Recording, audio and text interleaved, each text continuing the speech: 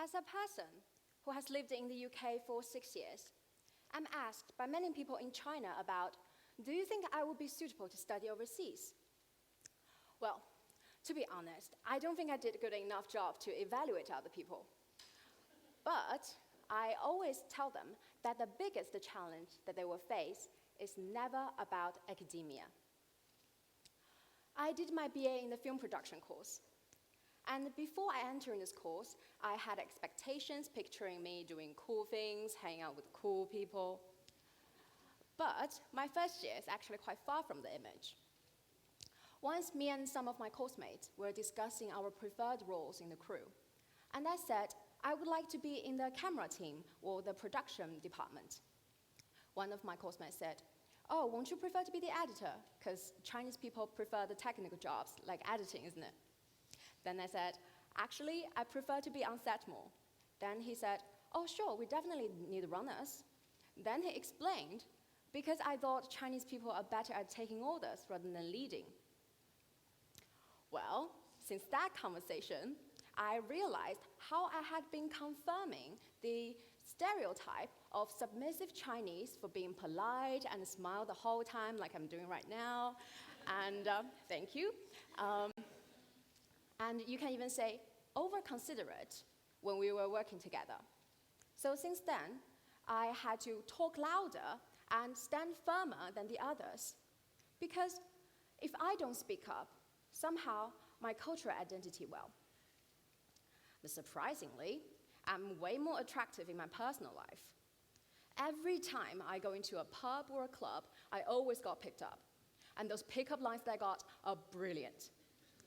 Statistically, the one I got the most is, "You're as cute as a panda." Thank you so much. I didn't expect laughter at this one, because my personal favorite is next one, which is, when they want to invite me for a dance, it's always, "Shall we go kung fu fighting?" See, I write scripts, but you can't really make this up. And there's one, "Would you like to read my feng shui?" I mean, seriously, dude, that's not even how feng shui works. Because if we put the whole thing back into an English context, that would be as same as, "Would you like to read my interior design?"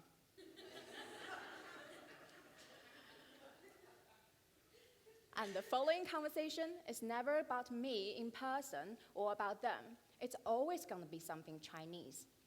Once I really tried to push the conversation further, but the furthest I got was, "Oh, so you still mainly eat rice in the UK? Oh, you're so Chinese." I tried. So you see, in previous cases, somehow I lost the right to establish my own social image through my behavior. It's always something about my cultural background. And that's not even what my cultural background really means. It's some sort of imaginary, customized Chinese identity, just like those American-styled Chinese takeaways. Western gaze. I made this term out of male gaze. As people or things come from non-Western culture are being interpreted only through Western value system. And Edward Said calls this concept as orientalism.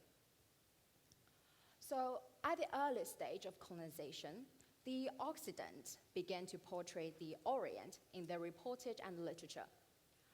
Oriental countries include China, Japan, India, Islamic countries, and etc. As you noticed, the colonized countries. And when Occidental scholars encountered the culture that they couldn't understand or identify themselves with, they described it as barbaric, absurd, and uncultivated. Hence, they justified their invasion as salvation, for the Oriental people couldn't develop their own civilization. And you can still find such ideology in the theater, films, and literature nowadays. So, I would like to point out that the Orient, or the Orientalism, is not a geographic or even cultural concept. Because in reality, no one is really in the East, for the Earth is round. It's a phenomenology, a political agenda that is forced on Eastern countries. by categorizing those countries, even though they share different locations and culture, but to put them into a general idea of Orient with superiority. The Occidental countries default themselves as the center of the world. And as you probably noticed, we Oriental countries didn't have a voice in this. So I thought colonization only belongs to the old history that I learned in school. But after I left China, I realized how much it still deeply affects me as an individual in my daily life. There is a fixed frame about who I am and why I am. I can either passively fit into that frame and lose the capability to represent myself, or I shouldn't exist at all. I'm always the constitutive other. But in case you still haven't noticed, I'm not really the silent type. For me, it's quite easy to identify those offensive statements or negative stereotypes. But what really worries me are my own internalization of Orientalism. First of all, in my first year, I was quite defensive and even aggressive in some unnecessary occasion. And that cost me a lot of chances to identify a friendly gesture. And I only was comfortable enough to really make friends in second year. And then I realized, actually, most of my course mates are pretty awesome. They are the cool people I want to hang out with. But furthermore, I inevitably noticed that sometimes I cater to those positive stereotypes in order to blend in. For example, Chinese people are good at math, so I'm good with the budget. The harder I try to break myself from the negative stereotypes, the more I found myself in struggle and self-doubt surrounded by positive ones. And I was constantly asking myself, am I celebrating the diversity or enhancing the stereotype? So I spent my entire first year in such struggle. And the breaking point is when I watched the film Gaslight. Even though it came out already like 50 years, but spoiler alert, it talks about a husband tries to drive his wife mentally insane by psychological manipulation. And I realized that's exactly my experience under Western gaze. I was too focusing on fighting against the stereotypes and tags that have been put on me. But actually, my cultural identity crisis is something beyond culture. I wasn't dealing with some grand social issue there. It is something personal. Ultimately, it's about self. The Orientalism doesn't just erase in culture. It erases every individual self, and that includes those ones who give Western gaze.